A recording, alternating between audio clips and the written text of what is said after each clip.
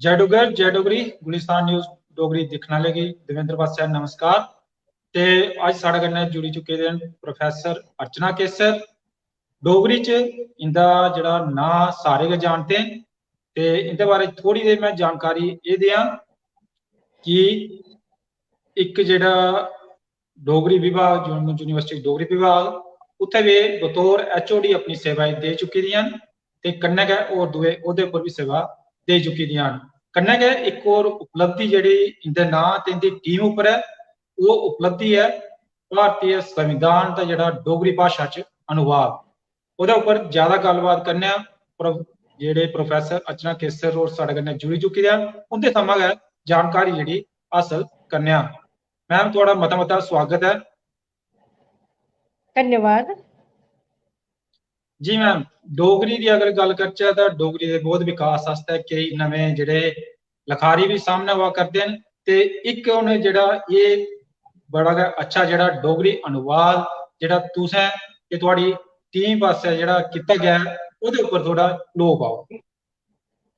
हाँ देवेंद्र जी, इ'यां कि एह् असाइनमेंट जेह्ड़ी ही प्रोजेक्ट जेह्ड़ा हा एह् लॉ एंड जस्टिस मिनिस्ट्री है जेह्ड़ी सेंटर दी उ'नें जम्मू यूनिवर्सिटी गी असाइन कीता हा ते जी फिर मैं डोगरी विभाग विच ही कन्नै वैसे भी इक टास्क फोर्स बनी दी ही पैह्ले गै यूनिवर्सिटी ने बनाई दी ही ते जी उं'दे च किश लोग जेह्ड़े हे हून ओह् रेह्, किश जेह्ड़े हे ओह् चली गे, उं'दियां अपनियां केईं मजबूरियां होनियां न ते जिनें जी इस तौर तक एह्दे च कम्म कीता ओह् न डोगरी दे मन्ने परमन्ने दे लेखक अनुवादक ते विद्वान जेह्ड़े न प्रकाश प्रेमी जी।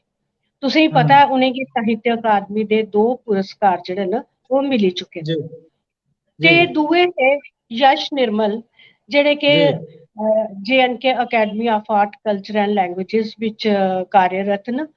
ते उंदियां इस वेल्ले तगर 65 कताबां छपी दियां न जिंदे च मतियां हारियां कताबां जेह्ड़ियां न ओह् अनुवाद जी उप्पर गै ते जी त्रियां जेह्ड़ियां न ओह् निर्मल विक्रम न। ओह् कोई 35 साल थमां डोगरी ओह्दे च रेडियो उप्पर ते दूरदर्शन उप्पर डोगरी च खबरां पढ़ा करदियां न, ट्रांसलेट करा करदियां न जी ते उ'नेंगी इस गल्ला भी शामल कीता गया कि जे संविधान दी शब्दावली ते खबरें दी शब्दावली च मता फर्क नहीं होंदा। इस गल्ला उं'दा बड़ा चेचा योगदान रौह्ना हा, इस मेद कन्नै उ'नेंगी भी शामल कीता गेदा हा जी ते एह् ते कन्नै गै ठीक ऐ अस 4 लोक हे, इक मैं ही ते एह् 4 लोक जेह्ड़े हे अस ते भाशा दे बारे च जानकारी रखदे हे पर कानूनी जानकारी जेह्ड़ी ही ओह् ते असेंगी इन्नी ज्यादा नहीं ऐ ही ते ओह्दे जी आस्ते जम्मू यूनिवर्सिटी दे जेह्ड़े रजिस्ट्रार न प्रोफेसर अरविंद जसरोटिया ते जी जी ओह् एह्दे लीगल एक्सपर्ट हे ते उ'नें इसी सारे साढ़े कम्म गी दिक्खेआ। जिसले असेंगी लोड़ पौंदी ही अस भी उ'नेंगी पुच्छी लैंदे हे ते इ'यां भी जिन्ना जिन्ना कम्म करदे हे इन्ना इन्ना उ'नेंगी दिंदे जंदे हे कि तुस इसी पढ़ी लैओ कुत्थै कोई कमी रेही गेदी ऐ जां गलती रेही गेदी ऐ ते इस जी चाल्ली कन्नै मैं समझनी आं एह् मां सरस्वती दा आशीर्वाद हा कि जिनें साढ़े असेंगी एह् कम्म सौंपेआ, असेंगी एह् सौभाग्य मिलेआ कम्म करने दा ते कन्नै एह् सारी दी सारी टीम जेह्ड़ी ही इन्नी अच्छी ही, इन्नी डेडिकेटेड ही कि साढ़े आस्तै इक बड़ा यादगारी ओह् समां रेहा ऐ जिस वेल्ले कि असें इसी एह्दा अनुवाद कीता हा, मीटिंगां करदे हे, बैह्स मुबासे होंदे हे ते ओह् बड़ा असें एह्दे कम्म भी कीता ते इस कम्म कोला सिक्खेआ भी बड़ा किश ऐ। दे दर्शक जेह्ड़े साढ़े कन्नै जुड़े दे उ'नेंगी दसदे चलचै कि 6 सितंबर गी जम्मू यूनिवर्सिटी च जेह्ड़ा इक प्रोग्राम कीता गया ओह्दे तैह्त एह्दा जेह्ड़ा विमोचन कीता गया ते उपराज्यपाल होर सने होर दुए जेह्ड़े मन्ने परमन्ने दे लोग उत्थै पुज्जे दे। मैम एह् जानना चाह्ङ थुआढ़े कोला कि किन्नी औक तुसेंगी आई ऐ इसगी अनुवाद करने च, डोगरी च अनुवाद करने च? नहीं असेंगी अनुवाद करने च ते कोई औख नहीं आई कि जे ओह् इस गल्ला असें पैह्ले गै ध्रुवे जेह्ड़े हे असें करना कि'यां ऐ इस चाल्ली कन्नै ओह् आपस बिच सलाह मशवरा करी लैते दा हा। जि'यां तुसेंगी पता ऐ कि साढ़ी डोगरी छोड़ियै कोई भी प्रादेशिक भाशा होऐ ते ओह्दे उप्पर दूइयें भाशाएं दा बी असर होंदा ऐ। जि'यां डोगरी जेह्ड़ी ऐ जी जिस इलाके विच थोड़ी साढ़े मुसलमान भैन भरा होङन ते उस डोगरी पर उर्दू दा मता असर होग। जित्थे ओह् थोड़े घट्ट होङन जी ते उत्थे उर्दू दा असर घट्ट होग। पर साढ़ा जेह्ड़ा केंद्र शासित प्रदेश है, साढ़े तकरीबन हर थाह्रा पर हिंदू मुसलमान जेह्ड़े न दोए रलियै रौंह्दे न। ते उंदी कुतै भी कोई मी नहीं चेता आवा दा मेरी नजर च इसलै कि कोई ऐसा थाह्र जी होग जित्थे सिर्फ इक गै धर्म दे लोक रौंह्दे होङन। ते इस जी गल्ला असें पैह्ले गै सोची लैते दा हा कि असें जिन्ना शब्दावली जेह्ड़ी ऐ संस्कृत हिंदी जेह्ड़ी डोगरी च आई दी ऐ उसी तरजीह देनी ऐ ते किन्नी गी असें उर्दू दी शब्दावली गी तरजीह देनी। मतलब कि असें दोनें दा बैलेंस बनाइयै रखना ऐ। कुसै गी बी एह् मसूस निं होऐ कि अनुवादकें दा झुकाव जेह्ड़ा ऐ कुसै इक भाशा आह्ले पास्से हा। ते इस गल्ला ते मतलब बाकी हाँ एह् औख असेंगी जरूर आई शब्दावली आस्तै कि एह्दी कानूनी शब्दावली जेह्ड़ी होंदी ऐ ओह् ते साढ़ी आम बोलचाल दी भाशा च ते नेईं ऐ। ते ओह्दे जी आस्तै केह् कीता जा, अस एह्दे आस्तै केह्ड़े शब्द रखचै? ते फ्ही असें किश शब्द घड़े ते जेह्ड़े शब्द घड़ने च प्रकाश प्रेमी हुंदा बड़ा योगदान रेहा ऐ। ते ओह् शब्द जेह्ड़े हे ओह् ऐसे न कोई एह् निं आखी सकदा कि हां एह्दा मूल शब्द कन्नै कोई लैना देना एह् नेईं ऐ। उं'दा रलदा मिलदा रूप अग्गें गै डोगरी भाशा च बरतोंदा ऐ। ते उसी हाँ थोड़ा जेहा फेर बदल करियै ते ओह् शब्द घड़े। ते कन्नै गै इक जी गल्ल मैं चेचे तौर उप्पर आखना चाह्ङ कि इस संविधान दा जेह्ड़ा अनुवाद ऐ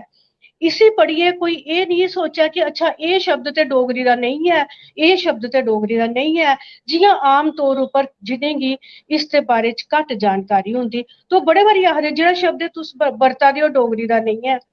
ते बिल्कुल उसदे बिल्कुल बारे च एह् ऐ कि कोई भी भाशा जेह्ड़ी होंदी ऐ ओह्दे देशज शब्द जेह्ड़े न ओह् बड़े घट्ट होंदे न। ते ओह्दे हाँ बिच मतलब कि तत्सम शब्द जेह्ड़े जि'यां शब्द त्र'ऊं चाल्लियें दे होंदे तत्सम, हाँ तद्भव ते देशज। तत्सम ओह् जी होंदे जेह्ड़े मूल भाशा चा आए दे ते उस्सै रूप च बरतोआ करदे। तद्भव जी ओह् होंदे जेह्ड़े कि उस भाशा चा ते आए पर जिस भाशा च आए जि'यां डोगरी च आए तो ओह्दे मताबक उ'नें अपना रूप स्वातम जेह्ड़ा बदली लेआ। ते देशज शब्द जेह्ड़े कि मूल रूप च उस भाशा दे होंदे। इस गल्ला साढ़ी डोगरी भाशा च बी इस संविधान च बी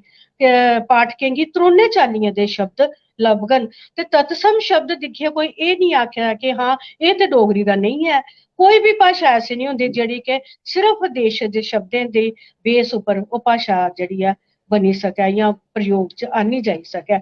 ते इस गल्ला उं'दी जेह्ड़ी गरिमा ऐ ओह्दा जेह्ड़ा अर्थ ऐ उसगी उ'आं दा उ'आं सुरक्षित रक्खने आस्तै असें जी बड़े हारे शब्द ऐसे न जेह्ड़े असें हिंदी दे, संस्कृत दे जां उर्दू दे जेह्ड़े असें उस्सै रूप बिच बी रक्खे दे न। की जे भाशा जेह्ड़ी जि'यां तुस बी जानदे ओ कि बोलचाल आह्ली भाशा बक्खरी होंदी ऐ, साहित्य दी बिल्कुल भाशा बक्खरी होंदी ऐ। इस्सै चाल्ली कन्नै कनून दी भाशा बक्खरी होंदी ऐ। ते कनून दी भाशा उ'ऐ होंदी ऐ जेह्ड़ी आम तौर उप्पर खबरें दे बिच बरतोंदी ऐ भाशा। ते ओह्दे बिच उस मतलब संस्कृत, उर्दू दे ठेठ शब्द जेह्ड़े आना जेह्ड़ा ओह् सुभावक ऐ। जे ओह् शब्द नेईं आङन अस ओह्दे बदले कोई होर शब्द आह्नने दी इ'यां हाँ जि'यां आखदे ना बलपूर्वक बड़ी कोशिश करगे आह्नने दी ते ओह्दा जी स्वातम जेह्ड़ा ऐ ओह्दा रूप जेह्ड़ा ऐ ओह् निं फिर रौह्न लगा, ओह् बिगड़ी जाह्ग। ते इस गल्ला असें इक ही औख आई पर इसी भी असें साढ़े जेह्ड़ी टीम ही एह्दे च प्रकाश प्रेमी हुंदे जनेह् विद्वान हे ते इस गल्ला जी इस औख गी बी असें ठीक करी लैता। मैम जी अगर एह् दिखचै कि डोगरी भाशा दे बौद्ध विकास आस्तै एह् किन्नी बड्डी उपलब्धि है जेह्ड़ा भारतीय संविधान दा डोगरी भाशा च जेह्ड़ा अनुवाद होया। एह्दे आस्तै ते मैं एह् आखङ कि एह् बड़ी बड्डी उपलब्धि है। इस गल्ला निं मैं अपने आप गी ओह्दे चा कड्ढी ओड़ां होर कुसै ने मैं इस टीम च नेईं होआं तां बी मैं एह् आखङ कि एह् बड़ी बड्डी उपलब्धि ऐ। की जे कांस्टीट्यूशन भारत दा संविधान जेह्ड़ा ऐ अपनी भाशा च पढ़ने आस्तै उपलब्ध होना जेह्ड़ा ऐ एह् बड़ी बड्डी गल्ल ऐ। एह्दे कन्नै केईं भ्रांतियां दूर होंदियां न। केईं बारी हाँ अस आखने आं कि एह् प्रोटेस्ट जेह्ड़ा एह् साढ़ा अधिकार ऐ। पर ओह् कुस जी सीमा तक्कर अधिकार ऐ? साढ़ा जि'यां गड्डियें गी अग्ग लाना, दफ्तर फूकना, हिंसा करना एह् साढ़ा अधिकार नेईं ऐ। ते इस हाँ चाल्ली कन्नै इस संविधान गी जिसलै आम लोक बी अगर पढ़ङन ते उ'नेंगी मतियां हारियां गल्लां अपने कर्तव्य जां अपने अधिकार जां होर केईं चीज़ां जेह्ड़ियां न उ'नेंगी पता लग्गन। एह् बड़ी बड्डी उपलब्धि ऐ। ते एह्दे कन्नै गै मैं एह् समझङ जे इस चाल्ली दे कम्म जेह्ड़े न खास करियै युवा पीढ़ी गी जेह्ड़े सीनियर लोक न उंदी देख रेख बिच सीनियर इक जां दो बी होन ते बाकी आह्ले बिल्कुल। जेह्ड़े न ओह् युवा होन ते ओह् कम्म करन। कम्म बड़ा हारा पेदा ऐ जि'यां कि जी मैसूर जेह्ड़ा ऐ central institute of Indian languages ते ओह् जी अनुवाद दा कम्म करवांदे न कि जे भारत सरकार दी एह् पालिसी ऐ कि भाशा जेह्ड़ी पढ़ाई ऐ ओह् अपनी मातृ भाशा च अगर पढ़ाई जा ते ओह् बच्चें गी ज्यादा शैल चाल्ली कन्नै समझ आंदी ऐ ते उं'दा योगदान जेह्ड़ा ऐ ओह् बी मता होंदा ऐ। ते इस चीज गी नजर च रखदे होई सारियां गै जेह्ड़ियां सब्जैक्ट न चाहे ओह् साइंसिस न सोशल साइंसिस न मैथ्स ऐ ओह् ऐ लॉ ऐ ओह् सारें गी ओह्दे च डोगरी दे च डोगरी के अपनी अपनी मातृ भाशाएं दे बिच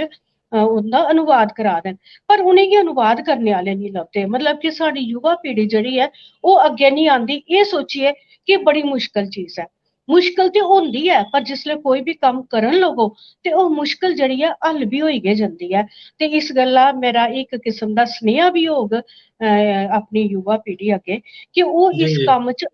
अग्गें आन हत्थ पान ते आपूं मुश्कल कोला डरना थोड़ी होंदा मुश्कल कन्नै निब्बड़ना होंदा ऐ ते ओह् जरूर निब्बड़ने च पूरे कामयाब होंदे न।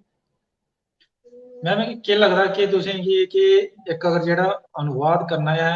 युवा पीढ़ी गी तुसें सनेहा दित्ता क्या लगदा जी है कि इक ते डोगरी भाशा दा जेह्ड़ा डोगरी भाशा च अनुवाद होना क्या दूआ उ'नेंगी जेह्ड़ा रोजगार भी मिलना है एह्दे तैह्त अनुवाद दे तैह्त? नहीं ओह्दे च दिक्खो ना भाशा दा विकास होंदा जी जी ते उं'दा अपना विकास भी होंदा ते जी नां बी होंदा अच्छा नां गै निं होंदा उं'दा अपना विकास बी होंदा। हून जि'यां एह् भारत दा संविधान दा अनुवाद असें कीता ते जिस वेल्ले में न्यूज़ सुननी आं बड़ियां हारियां गल्लां जेह्ड़ियां न मिगी आपूं गै क्लियर होई जंदियां जेह्ड़ियां पैह्लें निं होंदियां हियां ते इ'यां बिल्कुल बड़ियां चीज़ां जेह्ड़ियां न अच्छा अनुवाद च असेंगी अपनी भाशा दे बिच जेह्ड़ा ऐ अस जिस वेल्ले कोई शब्द नेईं मिलदे ते ओह्दे आस्तै यतन करने आं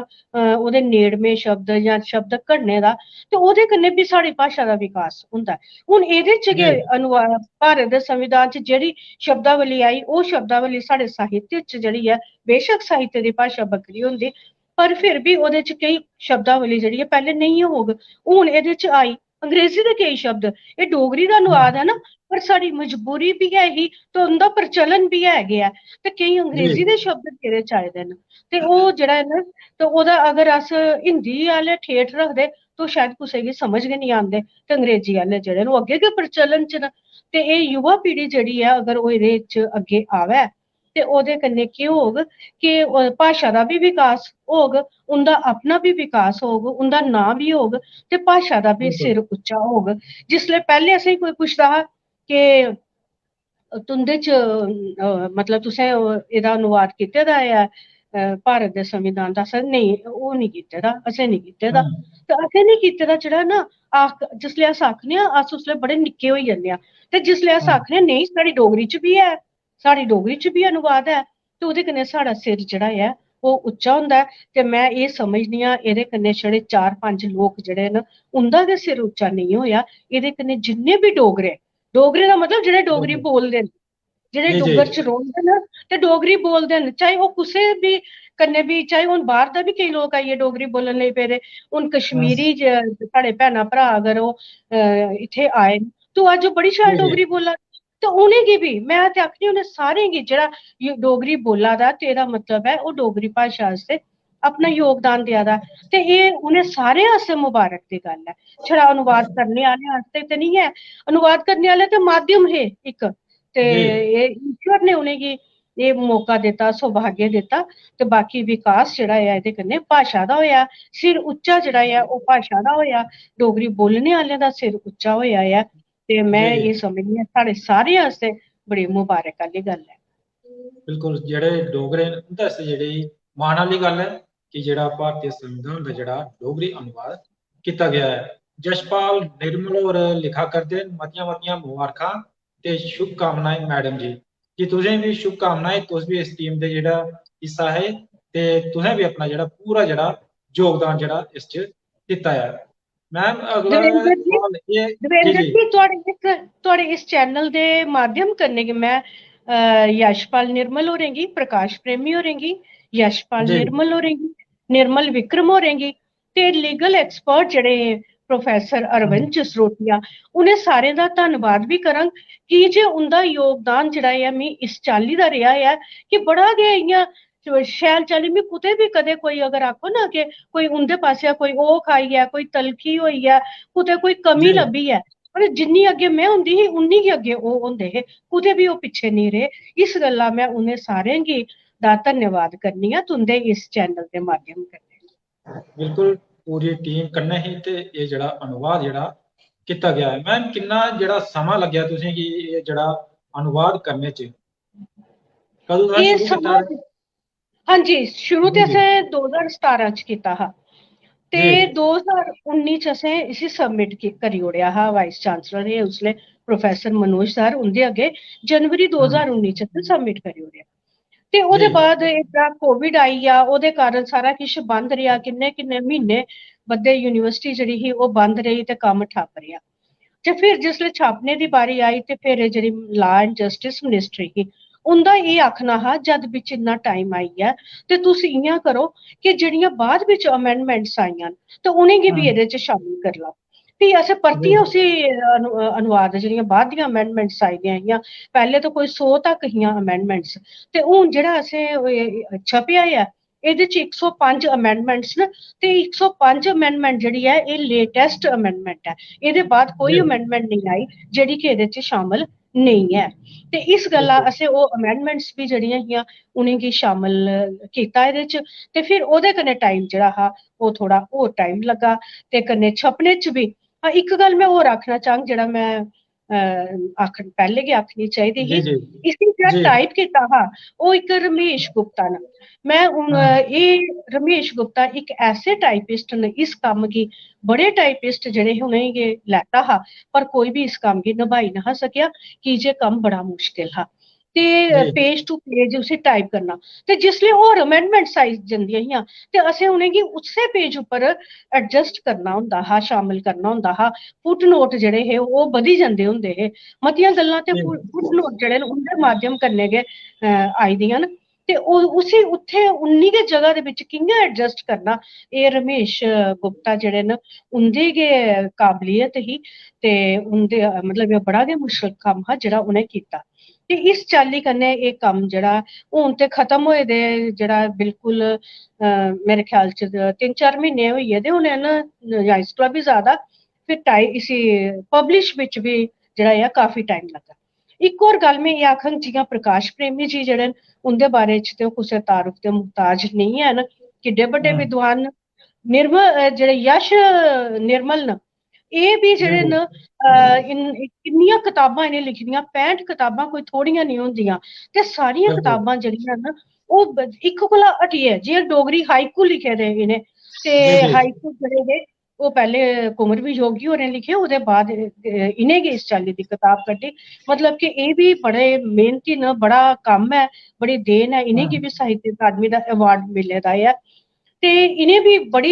मेहनत कीती इस कम्म आस्तै, इ'यां गै निर्मल विक्रम होरें बी कीती। ते जी बाकी